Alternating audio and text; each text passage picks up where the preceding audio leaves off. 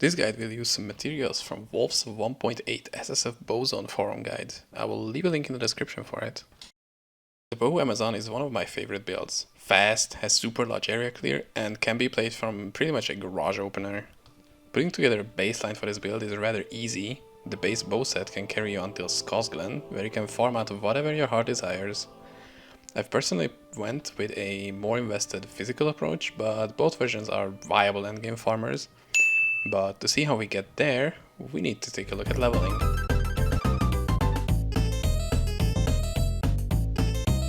Even while leveling, the build doesn't have high item requirements to function.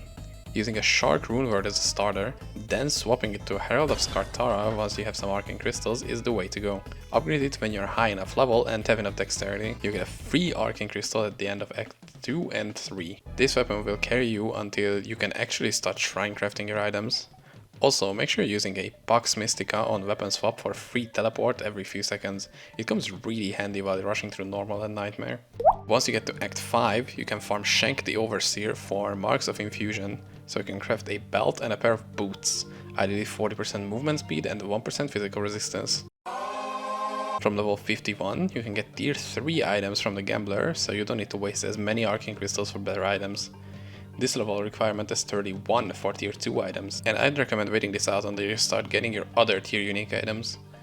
Speaking of tier uniques, these are not necessary for leveling, but are really nice if you get them. Albrecht's Revenge has a nice arrow on striking proc, basically granting you free attack, and you'll get a lot of them because your skills hit multiple times or many enemies at once. Aurea's Halo for cold and fire damage and resistance, and 2 all skills.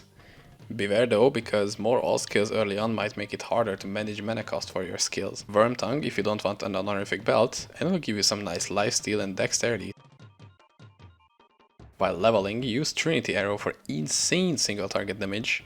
Make sure you hit the center of your skills for maximum DPS, and Barrage for normal monsters until you get a Vyrim shot at level 30. Decoy and the Fire at Will passive will greatly speed up your Hell Rush and your character overall. Decoy can make any boss fight pretty much a joke, as it'll tank up most of the damage without needing to resummon it while you kill the boss with Trinity Arrow. And if you're under level 50, you can reset your skills and stats as much as you want at Akara if you have done the Den of Evil, so you can mess around with different skill setups. Once you're done with Nightmare and picked up your first charms, you can start looking for a few items. The bow set is pretty easy to come by. The 4 pieces are chainmail, boots, reflex bow, and leather gloves. You can put these into your D2 stats filter, which you can find at the tools section on the website. Link in the description. These items require level 80, and you might even find a few pieces while you're doing your level 80 challenge. A sacred reflex bow will be your ideal weapon if you don't have a set piece or a master crafted bow. Use intimidating shrines for crafting, look for enchanted damage, max damage, and attack speed. Use an honorific belt with stats and resistances until you can equip a sacred sash, then use abandoned shrine for crafting a belt with tons of dexterity, as this will be your main stat to go for. The best spot to farm these shrines is cow level, available from level 110. Then you can farm a Hell Kneel attack for 400 signets and a bunch of arcane crystals, but I personally don't like this method, as you'll have plenty of time to repeat boring boss fights over and over again for better charms and even trophies if you're an epic gamer like that. I usually just farm Troyan jungles and K3K to level and get my Sigs around level 130 earlier if I really need some points. But if you really want to min-max, you might as well try to get 2 Ripstar rings for pretty much unbeatable damage rings and plenty of room for Mystic Orbs. Another skill you can use is Spellbind from level 90. It slows and weakens the enemies hit by it, really useful for bosses and in general nasty situations. And slowly but surely you will reach level 130, and with that I'd say you're at the end game. Although you could say real end game is above 140, but I didn't want to be an elitist.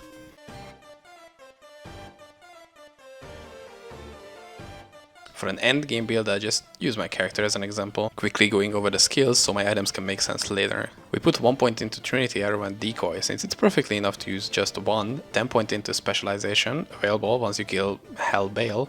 This will allow us to have more points into our active skills.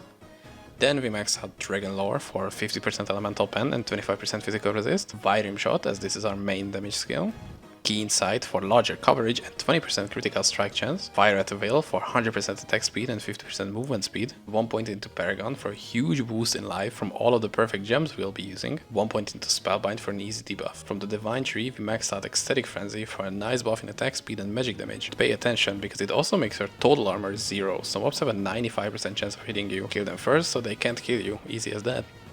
6 points into Fortitude, so we can run more while Ecstatic Frenzy is active. 1 point into Defensive Harmony for some slow once you somehow get hit. And the rest of your points into Wild and Free for even more movement speed. Now we can continue with the gear. For the weapon I'm using the Sacred Amazon Bow Valkyrie's Prime. It's a bit tedious to get, as first you need to get an item designed from Athula, a level 120 boss. You will also need 6 super rare emblems. About 100 hours of playtime, I've only found one of them.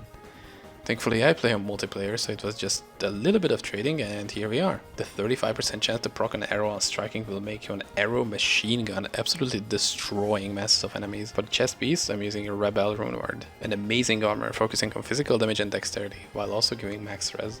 For the helm I took Asgard's Raya, first try, easy. For another 5% chance arrow on striking, up to 40% dexterity, and a Resurrect, a way to get some extra minions if decoy is not taking care of mobs enough. For gloves I'm using a Hammer Fist, which is a surprisingly strong compared to the endgame runewords such as Savage. Once you have high enough dexterity, the runeword may become stronger, but for me I think I'll just stick with Hammer Time. Boots, Windrunner, no other options exist.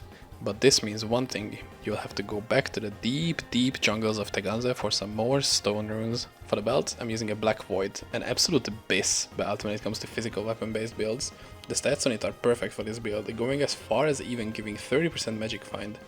The downside is that it's rare as shit, and I found somehow 3 in this season. As for jewelry, we are taking a Dyer's Eve and 2 Giant's Knuckles. This will get you some extra lifesteal, physical resistances alongside with physical damage. Just perfect. Thank you so much for watching. Let me know in the comments how you like this format. I already know my next guide since I've promised it like a week ago, and I might have made a reference to what it'll be. So see you in the next one. Until then, bye!